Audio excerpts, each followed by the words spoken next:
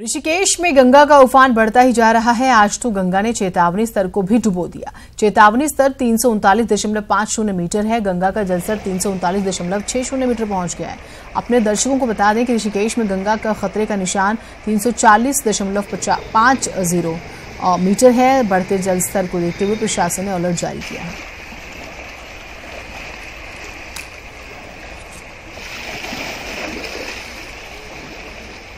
तो खतरे के निशान को पार कर चुकी है गंगा और अभी जिस तरीके से बारिश की चेतावनी है, खासतौर से 7 जिलों में भी उस लिहाज से काफी चिंताजनक स्थिति जो है वो बनती हुई नजर आ रही है। शैलेंद्र हमारे साथ हमारे सहयोगी जुड़े हुए हैं। शैलेंद्र, खतरे के निशान को तो पार कर चुकी है गंगा। जी बिल्कुल, मैं आपको बताना चाहूंगा जिस तरह से पहाड़ों में भारी बारिश हो रही है, उसके बाद जो है उसका असर ऋषिकेश में दिखना साफ हो गया गंगा पे, और गंगा का जलस्तर लगातार बढ़ रहा है।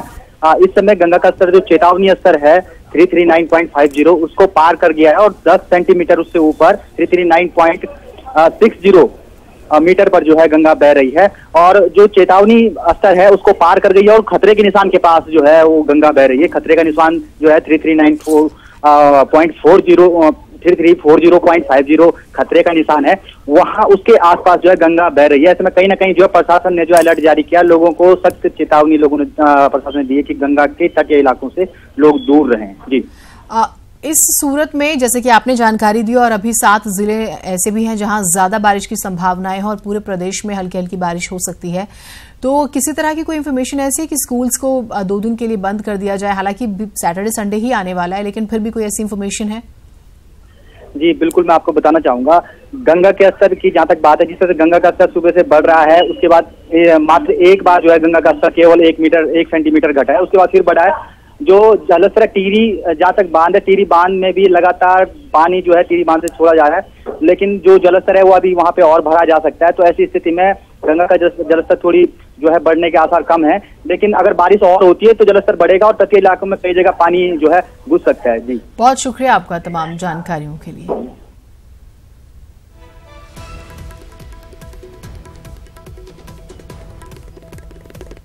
और देहरादून से इसी बीच एक बड़ी खबर आ रही है, जहां बसंत विहार थाना क्षेत्र में नहर में 2 हैंड ग्रेनेड बम मिलने की सूचना है। बम की सूचना मिलते पुलिस मौके पर पहुंची। पुलिस ने सेना के अधिकारियों को भी बुलाया है। सेना के अधिकारी मामले की जांच कर रहे हैं। आईएमए में ट्रेनिंग के दौरान हैंड ग्रेनाइड बम इस्तेमाल किए जाते हैं, तो संभावना ये कि क्या यहीं से तो ये बम नहीं है आए हैं, लेकिन अगर आए हैं तो फिर कौन ला सकता है? जांच शुरू कर दी गई है।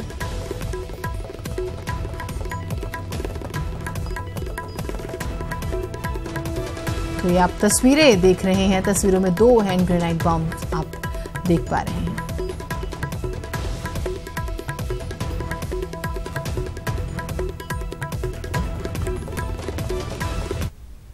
ऋषिकेश पहुंची अटल जी की कलश यात्रा। ऋषिकेश के त्रिवेणी घाट में प्रवाहित होंगी अस्थियां। नटराज चौक, बस स्टैंड, 14 बीघा, मुनकीरती, कैलाश गेट होते हुए जाएगी अस्थि कलश यात्रा। कैलाश गेट से हरिद्वार रोड होते हुए त्रिवेणी घाट पहुंचेगी अस्थि कलश यात्रा। मंत्री सुबोध उनियाल, स्पीकर प्रेमचंद्र अग्रवाल, खजानदास और बीजेपी नेता नरेश बंसल यात्रा में शामिल होंगे।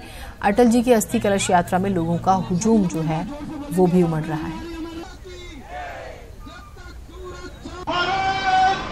भारत रत्न पूर्व प्रधानमंत्री अटल जी की अस्थि कलश यात्रा उत्तराखंड के तमाम जगहों पर पहुंची है, और ऋषिकेश में अस्थि कलश यात्रा जो है पहुंच चुकी है। और ऋषिकेश के त्रिवेणी घाट में अस्थि कलश यात्रा जो है ये जानी है। तमाम आप देखते हैं किस तरह से लोगों का हुजूम ऋषिकेश में अटल जी के कलश यात्रा जो अस्थि कलश यात्रा है उसमें उमड़ रहा है। ऐसे में तमाम वो लोग जो कि जिनकी यादें अटल बिहारी वाजपेयी से ऋषिकेश में जुड़ी हुई है, क्योंकि ऋषिकेश में कई बार अटल जी यहाँ पर आए हैं।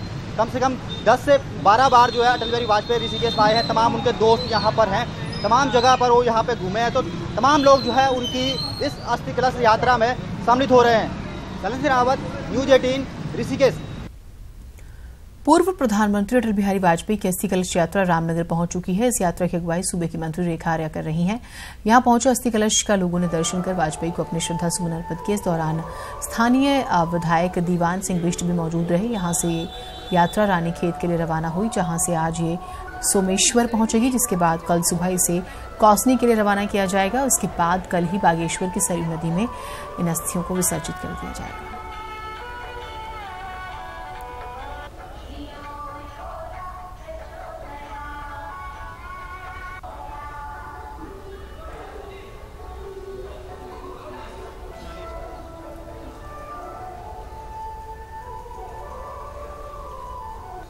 पूर्व प्रधानमंत्री अटल बिहारी वाजपेयी जी की जो अस्थि कलश यात्रा है वो रामनगर से शुरू होगी और रामनगर के बाद में जो है ये रानीखेत जाएगी। रानीखेत के बाद में ये जो है भतरोज खान से फिर बगवाली पोखर से बिंता से सोमेश्वर और सोमेश्वर में जो है नाइट होल्ड होगा और प्रातः सुबह 8 बजे जो है कौसानी की ओर प्रस्थान किया जाएगा और 9 बजे जो है कौसानी पहुंचा जाएगा। उसके बाद गरुड़ और उसके बाद अंतिम जो हमारा गंतव्य स्थान है वो बागेश्वर की सरयू नदी है, जहां पर पूर्व प्रधानमंत्री अटल बिहारी वाजपेयी जी की जो अस्थि है उसे विसर्जित की जाएंगे। पूर्व प्रधानमंत्री अटल बिहारी वाजपेयी की अस्थि कलश यात्रा को लेकर कांग्रेस से राज्यसभा सांसद ने बीजेपी पर निशाना साधा। राज्यसभा सांसद प्रदीप टमटा का कहना है कि वाजपेयी बीजेपी के ही नहीं पूरे देश के नेता थे। ऐसे में भाजपा मात्र राजनीतिक लाभ के लिए अस्थि कलश यात्रा आयोजित कर रही है। साथ ही टमटा ने कहा है कि बेहतर होता कि केंद्र सरकार और भाजपा सभी को साथ लेकर अस्थि कलश यात्रा आयोजित करती।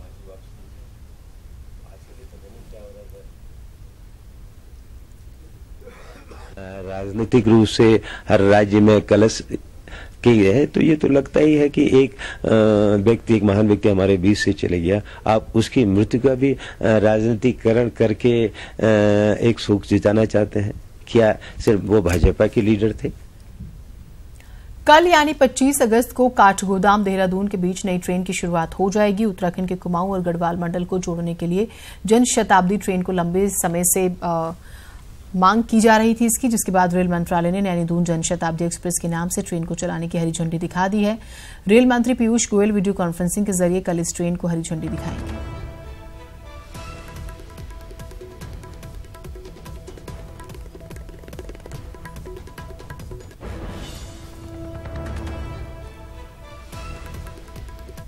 दिन रेल मंत्री पीयूष गोयल हरी झंडी दिखाएंगे वीडियो कॉन्फ्रेंसिंग के जरिए इस जन शताब्दी एक्सप्रेस को। फिलहाल हम ट्रेन के उस एक कोच में मौजूद हैं।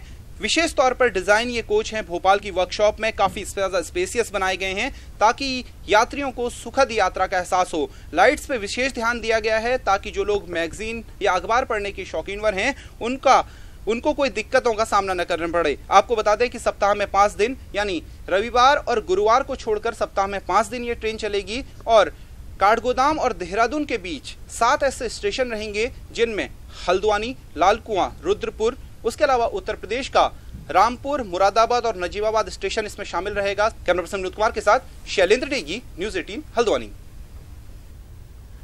एनआईवीएच में छात्रों का विरोध प्रदर्शन 9वें दिन भी जारी है। क्या है ये पूरा विवाद, रिपोर्ट देखिए आप।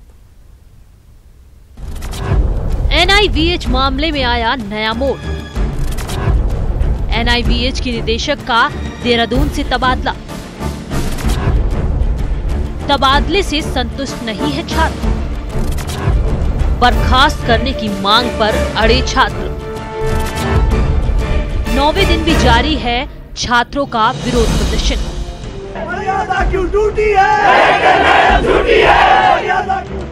जी हां, एनआईवीएच में छात्र छात्राओं का आंदोलन पिछले 9 दिनों से जारी है। छात्र सामाजिक कल्याण मंत्रालय की जांच टीम की जांच से असंतुष्ट हैं। छात्रों का कहना है कि जब तक उनकी मांगे पूरी नहीं होंगी तब तक वो गेट पर लगे ताले को नहीं खोलेंगे। छात्र संस्थान के निदेशक अनुराधा डालमिया को बर्खास्त करने की मांग पर अड़े हुए हैं। हालांकि छात्रों की इस मांग को देखते हुए डालमिया का देहरादून से ट्रांसफर कर दिया गया है और उनकी जगह पर सामाजिक कल्याण मंत्रालय के निदेशक केवीएस राव को एनआईवीएच का चार्ज दिया गया है। बहरहाल इस मामले में स्कूल का एक शिक्षक यौन शोषण के मामले में पहले से ही जेल में है। मामले में जांच अभी भी जारी है, लेकिन सवाल ये है कि क्या डालमिया का तबादला कर शासन प्रशासन इस मामले में केवल खानापूर्ति तो नहीं कर रहा। Bureau report, news 18। उत्तराखंड में सरकार और नौकरशाही की तकरार एक बार फिर से चर्चा में है। नेशनल हाईवे 74 घोटाले में 2 आईएएस अफसरों से पूछताछ और एमडीडीए के स्पेशल ऑडिट के आदेश के बाद एक अधिकारी की चिट्ठी ने विवादों को और हवा दे दी। उत्तराखंड सरकार में सरकार बनाम अधिकारी, आईएएस की चिट्ठी के बाद मचा बवाल। डैमेज कंट्रोल करने में जुटी सरकार, जीरो टॉलरेंस की सरकार पर सवाल। देवभूमि उत्तराखंड की ब्यूरोक्रेसी में इन दिनों खलबली मची है। चर्चा है कि सरकार और अधिकारियों के बीच सब कुछ ठीक नहीं चल रहा है। पहले NH-74 घोटाले में 2 IAS अफसरों से पूछताछ। और अब MDDA के स्पेशल ऑडिट के बाद IAS अधिकारी आशीष कुमार श्रीवास्तव की एक चिट्ठी ने इस विवाद को और हवा दे दी है। आशीष श्रीवास्तव ने खुद को MDDA VC के पद से हटाने की मांग की है। वहीं अब मामला सामने आने के बाद भाजपा प्रदेश अध्यक्ष ने इसे छोटा मामला बताकर डैमेज कंट्रोल की कोशिश की है। सभी जो IAS हैं वो देश की क्रीम है, किसी प्रदेश में रहने वाले हों। जिस तरह से हम लोग मंत्री बनते हैं या फिर हम कोई दायित्व लेते हैं, संविधान की ओथ लेते हैं, उसी तरह से ये लोग भी संविधान की ओथ लेके आते हैं। बराबरी की देश को आगे ले जाने की जिम्मेदारी है। सरकार का कहीं कोई इंटेंशन ऐसा नहीं है कि किसी IAS को प्रताड़ित किया जाए या किसी को तंग व परेशान किया जाए। प्रदेश सरकार के प्रवक्ता का कहना है कि सब कुछ ठीक चल रहा है, किसी अफसर को पूछताछ और ऑडिट में परेशानी नहीं होनी चाहिए। ये सब एक सामान्य प्रक्रिया होती है। इस सामान्य प्रक्रिया में कहीं ना कहीं रहता है, हर उसका एक काम करने का जो तरीका है, मेथड है, उसके संबंध में कई लोग बातचीत होती है। लेकिन मैं समझता हूँ कि इस सारे विषय को लेकर कोई नाराजगी नहीं। IAS एसोसिएशन और CM की मुलाकात कब होगी ये फिलहाल तय नहीं हो सका है, लेकिन विवादों के इस धुएं ने शासन से लेकर सत्ता के गलियारे तक सुलग रही आग का एहसास जरूर करा दिया है। अब देखना होगा कि जीरो टॉलरेंस की सरकार इस बड़ी चुनौती से कैसे निपटेगी। न्यूज़ 18 के लिए देहरादून से मुकेश कुमार की रिपोर्ट। सरकार के लाख दावों के बाद भी पहाड़ के स्कूल शिक्षकों के बिना चल रहे हैं। हालात ये हैं कि जिन बच्चों को स्कूल में पढ़ाई करनी चाहिए वो शिक्षकों की मांग को लेकर सड़कों पर उतर रहे हैं। पिथौरागढ़ के पीपली इंटर कॉलेज के छात्र 50 किलोमीटर दूर मुख्यालय पहुंचकर हुक्मरानों से एक अदद शिक्षक मांग रहे हैं। Special report. बिना शिक्षक कैसे पढ़े बच्चे? सालों से नहीं है साइंस के टीचर, आर्ट के टीचर का भी हो गया ट्रांसफर। हमारे स्कूल में टीचर ही नहीं है और हम टीचर नहीं होंगे तो हम कैसे पढ़ेंगे? हर बार यहाँ आ जाते हैं और यहाँ वाले आश्वासन देके भेज देते हैं, ऐसे थोड़ी चलेगा। हमारे ना तो हमारे स्कूल में साइंस के टीचर है ना आर्ट के टीचर हैं और 250 से ज्यादा छात्र संख्या वाले रायका पीपली की आज हालत ये है कि पिछले 2 सत्रों से साइंस तो दूर आर्ट में भी टीचर नहीं है। जो मजबूरी हो हमारी मांगे पूरी हो। तो सुना आपने इस छात्र का, इनकी फरियाद बस इतनी सी है कि उनके स्कूल में सभी विषयों के शिक्षक दिए जाए। छात्र कई बार पिथौरागढ़ मुख्यालय पहुंचकर शिक्षक के लिए फरियाद लगा चुके हैं, लेकिन अभी तक इनकी फरियाद नहीं सुनी गई। ये छात्र पीपली इंटर कॉलेज के हैं, जहां कुछ सालों से साइंस की पढ़ाई शिक्षकों की कमी के चलते ठप पड़ी। शिक्षकों का टोटा छात्रों की उम्मीदों पर ग्रहण लगा रहा है। उनमें से भी जो है एक टीचर का जो है बीच में ट्रांसफर हो गया है, उस टीचर का जो है ट्रांसफर रोकना चाह रहा है और दूसरा जो है पर्याप्त मात्रा में टीचर्स का पोस्टिंग चाह रहा है। तो शिक्षा विभाग को ये डायरेक्शन दे रहे हैं कि अभी यथोचित जो भी कार्रवाई पॉसिबल है उसको करने के लिए निर्देश दे रहे हैं। पिथौरागढ़ के दुर्गम इलाकों में पीपली जैसे कई विद्यालय हैं जहां शिक्षकों की भारी कमी है। कहने को तो सरकार ने पहाड़ों पर टीचर तैनात करने के लिए ट्रांसफर एक्ट भी लागू कर दिया है, लेकिन बावजूद इसके ना तो यहाँ के स्कूलों में शिक्षक पहुँच रहे हैं और ना ही आने वाली पीढ़ी का भविष्य संवर रहा है। न्यूज़ 18 के लिए पिथौरागढ़ से विजय वर्धन उप्रेती की रिपोर्ट।